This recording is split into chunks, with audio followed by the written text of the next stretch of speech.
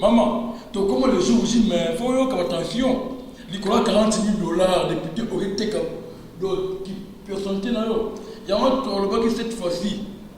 Déjà bâti déjà président. Est-ce que au voter ezali likambo ke faut pas poner la moto to ezali likambo moto ko voter selon nenga mon musala ya moto ke maman selon parce que tu sais bien que il est prêt dans te diriger tout pouvoir sika mais tant ba lobby qui tant mon continent par ta bino après c'est nos moral qui vont voter pour tel bruit au monde mais était que peut député il faut qu'on dans la liste.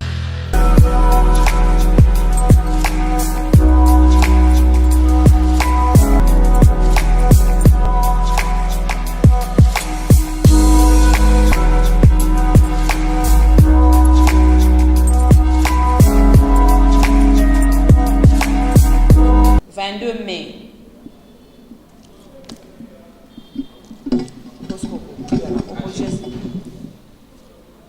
mai. Toza mokolo ya mardi 2020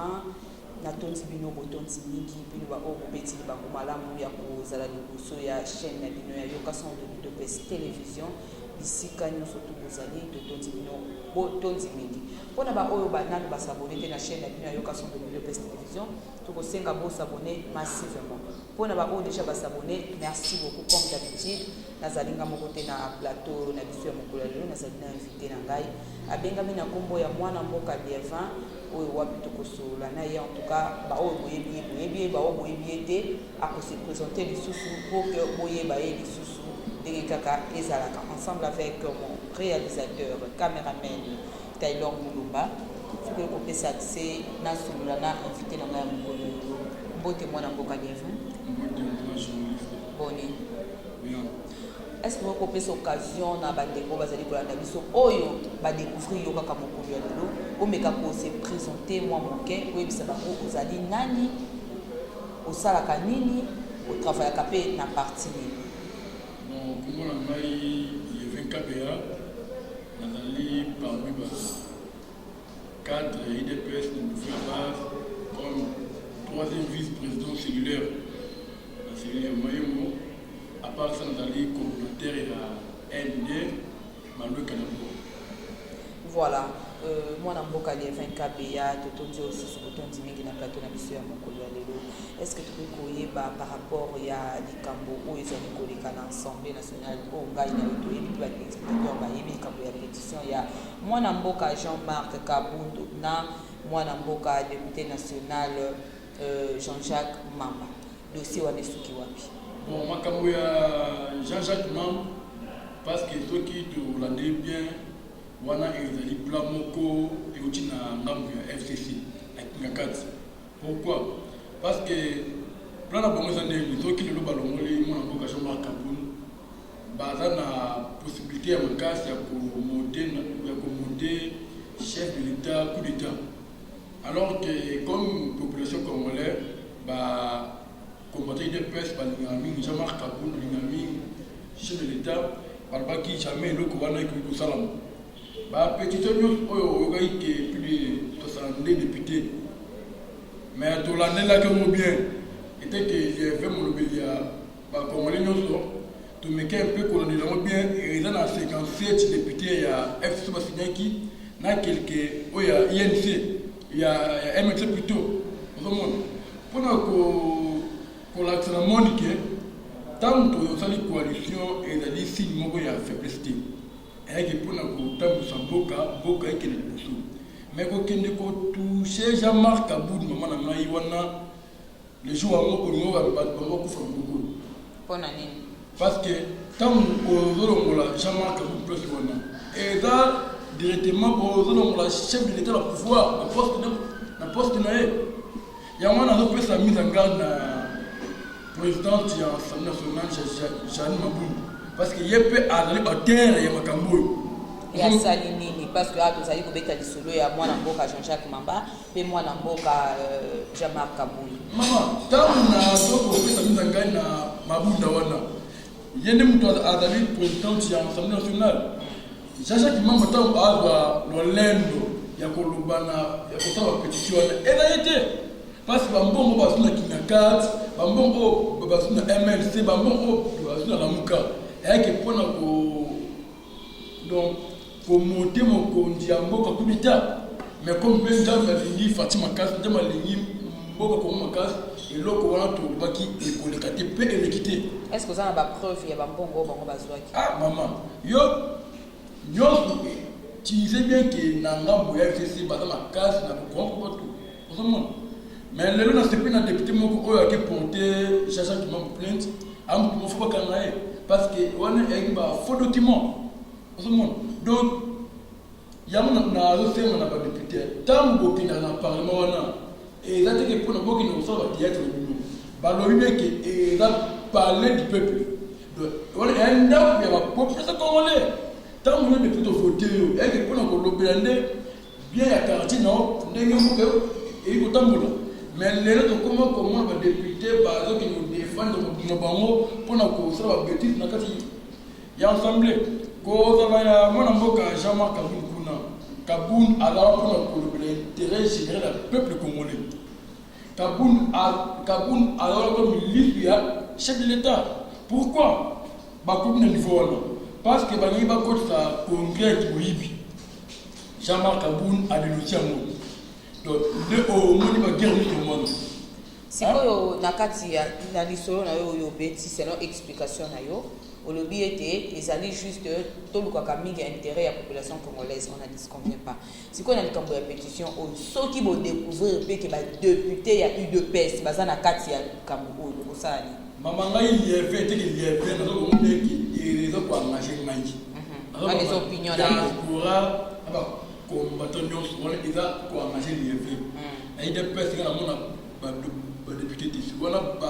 commerçants.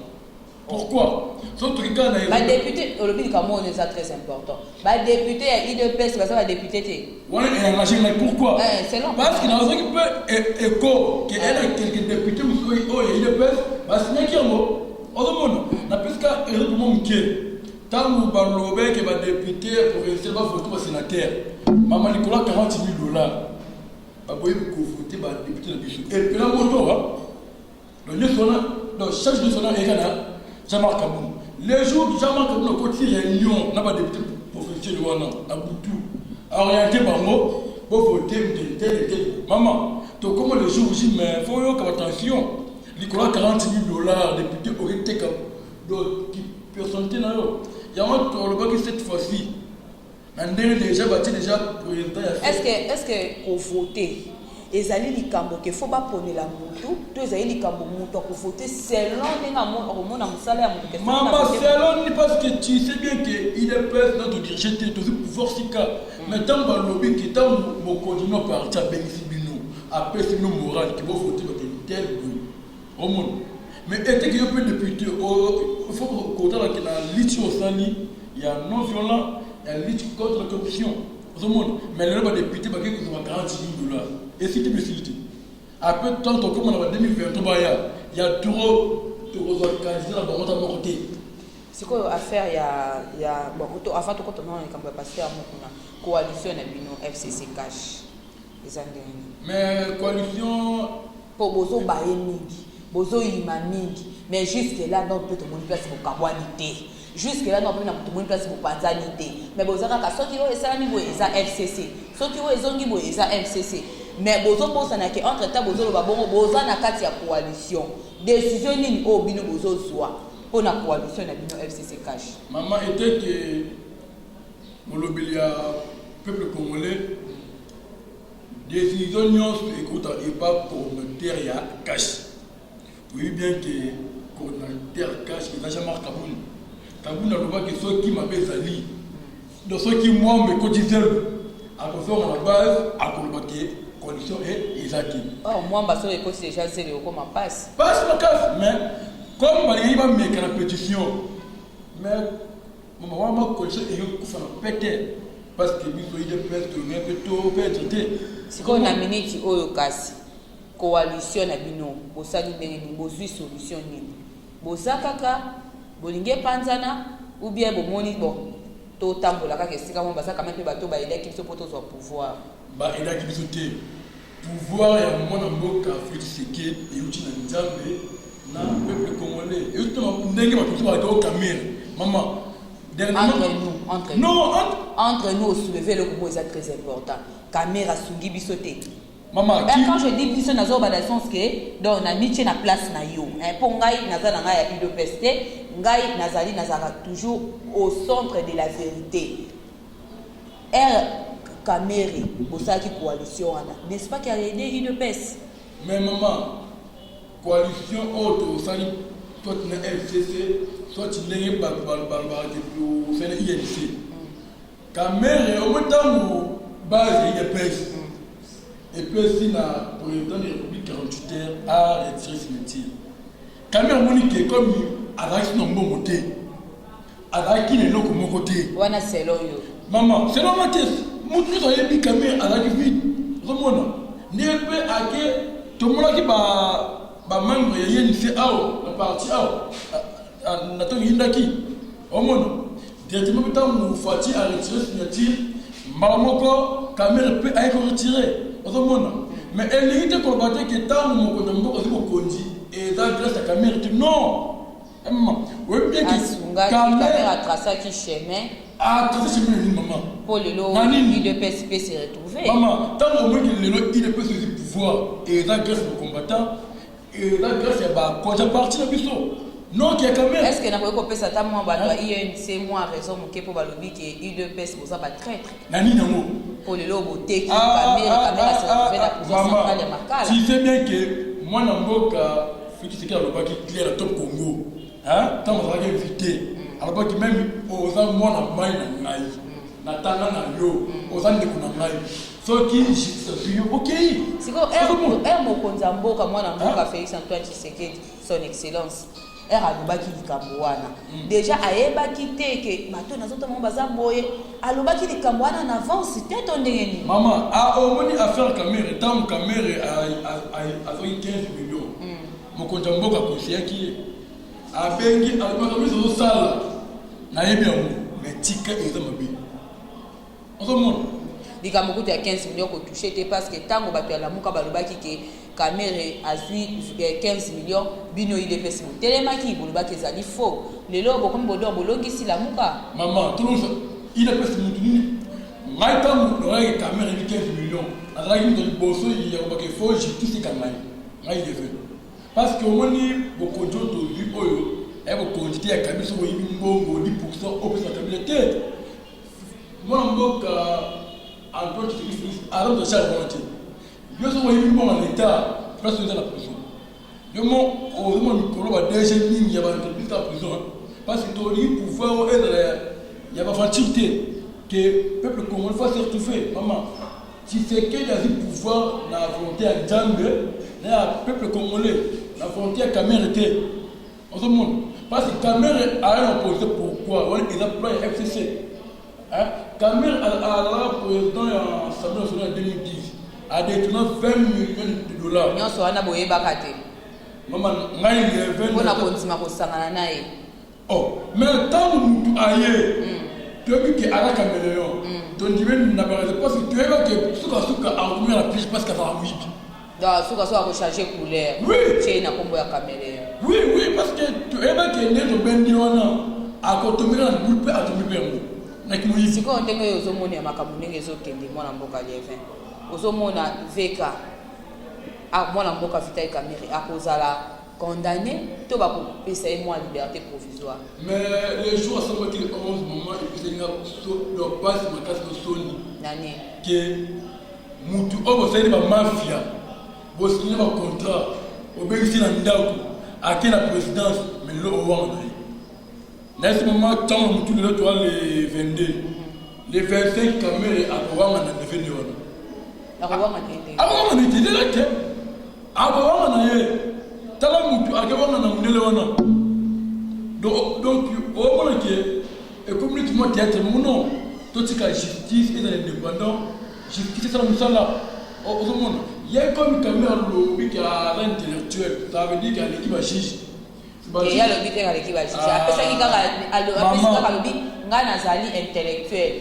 Mutula ami komisaka te mutula mutami Maman. alobaka oh ya Maman, apesa ki niveau na ye maman journaliste devant juge faut que miki ça parce que moi mais hier donc alors donc na orgueil nyonso non donc on a il y avait quand même ba combattant nyonso ba congolais quand même président 20 ans en prison parce que avec nous bon l'état et trésor public hein siko affaire ya évêque Pascal Mokona ndenge dossier zokete ozomona ndenge mais maman affaire ya on a beaucoup mukuna ndenge azaki ndingi sa courage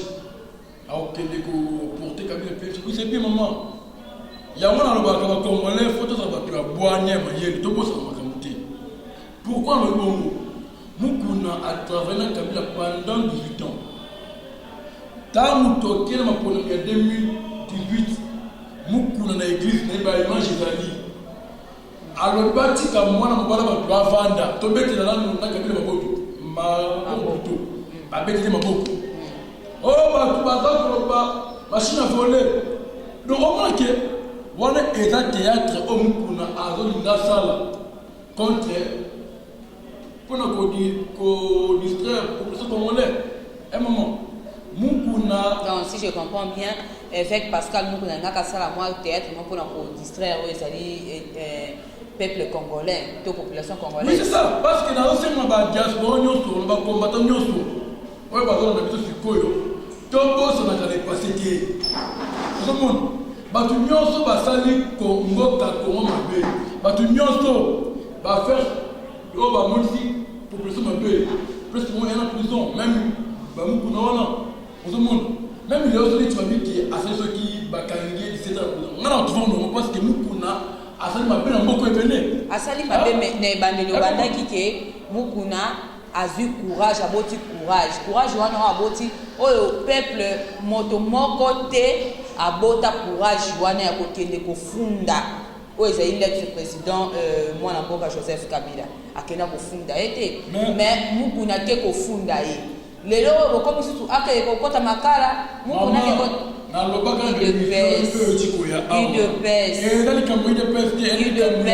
peuple congolais eteke biso tozali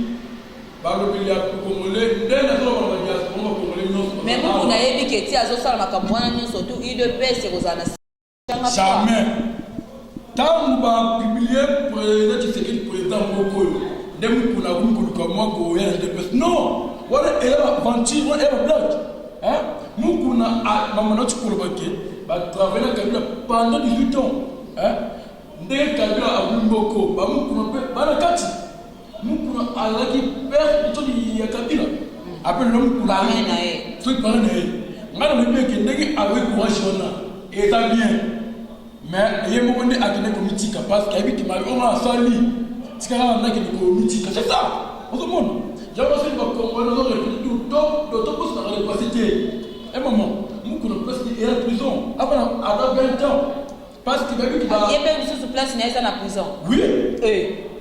mama place mukuna eza na prison totika bakonti wana congolais déjà azwi mayele ozomona depuis mokonzi mboka azwi pouvoir congolais azwi vraiment mayele lienfait azobake place mukuna eza na prison parce que mukuna travaille na Kabila pendant 18 ans ye na Kabila babomi mboko oyo ozomona sikoyo ye wana mpe évêque mukuna akomi menacé na kati ya prison kuna porte koninga na fenêtre maman tu sais bien que omoni ka evi na ye eza na danger maman nanga oyo ya théâtre au moins na prison et la prison ezalaka na bachef ya bacellule ya bapavillon bagouverneur mpe bango nde motu bazala na baclé bakangaka libanda na kati te parce que prison wana est ce que so neti elite na couloir fenêtre ekotaka wana bafuti mukuna akasa théâtre en tout cas oyo eza eloko moko bosulefe mwa makasi donc na kati wana est ce que oso okomaki place mukuna azali mama nakomaki fenêtre eza te oya likuta fenêtre eza te eza likuta ya solo ozoloba na bana mboka bazotala au monde entier fenêtre eza te badiaspora nyonso oyo bazala na biso na minutio na bacongolais nyonso bato basi baclé ya prison eza soki bachef ya prison wana omona apres kuna fenêtre ezalaka nango te wana eza likuta wana bango wana eya bathéâtre wana alobi na fenêtre na ye bazoningisa la fenêtre mutu wana mama akola neni ni pour assortir non na mia prison pour accueillir directement et ba mukuna wona ya théâtre azo ba bien azo préciser que non banda na kota prison na mona makambu ya boete donc abengi apesi pena alerte na ye que non awa ça ne va plus même ils ont dit au niveau suivant et là mukuna tu vois ya vanti wona ya théâtre batika justice ndeko dia mentika kundula kwa makambu wana voice mukuna te dikuta ya nani wana sous montage montage te ya oh la la la la la la la la ya on dit que batika justice et ça la musana mo mukuna akozo spirituel moko te ya ba combattant il est personne non si mutazo kene makosamba zo kene kofunda beki communauté internationale a tchélisé dans le cas de personnes na sima kofundoli déjà yo mona que UDPS bon qui ne comporte qu'à la plus de ce pays non ce pays est là pour signer par accord ya homme n'a pas pays au monde jamais un individu au qui ne sait pas que eux ko sur plus de moins au monde Kabila kebi ke tana e oyo zali oyo ba commencer il pèse auto porter plainte même kuna timi ko wala ya théâtre adama prison justice et ça la justice indépendant pour une affaire ya Ibrahim d'abord avant to kota na dossier wana na lingina signaler ba téléspectateurs na biso déjà o ezali to komi na suka ya émission na biso o ezali déjà question na biso ya suka ko tuna parce que to ko sisa te sans pour autant to tuna motuna oyo mwana mboka ya affaire ya Ibrahim Kabila ezandengeni yozo mona mondenge affaire ya Ibrahim Kabila wana bon moi je trouve ça normal et Ibrahim Kabila wana te wana za lokola Ibrahim Kabila voilà bon moi je trouve ça normal parce que mon alliance pour une petite papa né à Arabo Bengo donc à déclarer à droit voilà parce que tant on dit que le lot Ibrahim du courage il y a pour être qu'est-ce qui prouve que ça bossé pour Makambo Ibrahim qu'est-ce qui prouve parce que jusque là na Aden ya Ibrahim to éviter ya mwana mboka Joseph maman je veux dire mutu ni ba vraiment courage akena kinga kazi kwa Kabila avec Kabila truc ko ça Aden mutu yeba koti kinga kati te yeba zo belela kaka bana ni ke mutu ni ba courage akena kinga kazi kwa Kabila aziko ndenge kaka ndeko la biso Ibrahim du courage wana ya pour la vérité ngai na va ko soutenir et que ba on a calme nyoso mboka auto limo qui était mais yo na famille ya bato to ke ne pas toujours ne pas oye na famille ya bato okuti bato wana bafandaki moi un exemple kaka ya moke dakuti bino na famille na bino boza exemple 3 ou 4 nga na bimi ngai pe mwana ya papa mwana ya Laurent Désiré Kabila siko bino mutu bokosenga nga to passer na test ya ADN to ngai mutu na kosenga bino to passer na test ya ADN bon na tu peux venir avant qu'il faut mon quoi bien mais parce que akene trop vite et là on nyonso bakina lancer na connexion malebe parce que obi que Laurent Désiré Kabila azalaki mo mboka oyo soki premier avec la sagesse moko malamu avec un mot de chef d'État basololi après nabaki na famo mona ye directement à terre mais c'est que abandanga maman na TVT aussi on est appelé à l'éloté bakanga ye oui nabiki bakanga ye belé admana ye et à lobby était mwana mboka Joseph Kabila lobaki na ye a exigé qui est alongola kombo wana ya Kabila ya on lobby que na ndenge ndeko Ibrahim parce que congolais on demande ndenge alors retomba droit pas na ye père le ba maman bazali ebele oui bana bazali ebele batata mwasi ba chakali bazali ba non il y a 20 cas à soutenir à 100% dans Django parce que na calme nyonso to ngima kilité parce que pouvoir faire ce qu'il y a ma kilité parce que makemi ko mo le ko nyonso na mo ya ba pour ko mbié mémoire congolais donc si je comprends bien obenga ngona sous forme de distraction oui ba que on calme nyonso en famille parce que ba les ça c'est la famille ba que na famille ba so là mais ba que ko ton en public pour ko distraire ko congolais na mutu kwa mboka maladi tout le moyen de ça makamoko oyo que on va makamia ba to so pour non au monde yo mo au moins neti depuis Kabila pouvoir tangela ministre ni ya hydrocarbures déjà accusé de carburant te ba question c'est ngabi c'est bon hein ya mona aussi na ba congolais nyonso gouvernement ya Afrique c'est que élève moko ya boanya ba tout moko va trouver pour l'intérêt ya peuple congolais. Pourquoi à l'époque Kabila ce qui n'est pas ministre de l'économie ce n'est pas 10% équipe Mikati monde qui même Mazouma on a 1 million mais si tu connais le procureur a bénéficié de monde bah déjà l'État bien capable que madame la mise au affaires publiques na message pour la qui est à la fête ba secrétaire général qui me dit douana chance à mériter il y a un moment là où au moins comme corona on est et autres business de combattre ce qui a monté madame beaucoup de plein de monde. Voilà nos chers téléspectateurs de Bomna Souka ya émission na biso o wapi ekamba makina ngai bongo votre humble servante Jessica Tipo na invité na ngai mokolo ya lelo mwana mboka Bienvin Kabea esiko wapi to sola qui toujours sur le plan politique to ko senga na ba o na nous s'abonner te o s'abonner massivement na chaîne ya bino ya Yokason de Best et aussi ça peut bongo te mwana mboka Bienvin Kabea moi un petit mot de la fin na yo za na ke okoloba pendant quelques secondes parce que comme déjà dans ce cas mot de la fin de on a combattant tout soutenir Jean-Marc Kaboul était que président AIDPS tout soutenir notre secrétaire général Augustin Kabouya pour moi qui était depuis parti qui dit quel million sur notre maquille oh comme déjà Augustin Kabouya déjà bien comportement là bango les bango font normal après ce nazo aussi pour moi pour ceux qui wa kwenda yeso uchituwa au travail là c'est au porter un plus de sécurité hein on a botika discussion on to pesa kabumu temps à travers pour nos parti peu pour na Congo peu nazo senga na bana nyonso ya Goma ya Walikali tous la sima ya son excellence monsieur le ministre d'État ministre de l'hydrocarbures Bessoukine oyo lelo carburant kiti ate ko bani depuis ba ministre ko kota hydrocarbures to Kabila ba loyi ba mbongo di qui pas Kabila mais moi mboka Mikim a travaillé intérêt général il y a peuple congolais en plus a travaillé na vidéo ya chef d'État non c'est on a ba congolais nous il faut respecter ces chaînes malade ya corona eza koboma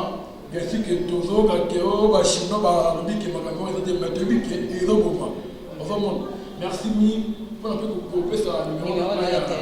téléphone 1043 99 58 53 393 Badeli plus 243 99 58 53 393. Voilà, nous avons une émission na biso to kutani bongo ba la merci. Merci l'équipe technique Mobimba, namoni bongo notre DT réalisateur en même temps Taylor Mulumba, namoni notre caméraman Piscas, namoni ba collègues, confrères et concerts surtout il y a UDPS, il y a Yokason de l'UDPS TV to pesi nombote namoni monsieur Kabea, namoni madame Fatou, namoni batonyo surtout papa Blaise, pourquoi pas na yemokopé messieurs ou soit notre PDG Delphin KTD. Au revoir et à la prochaine.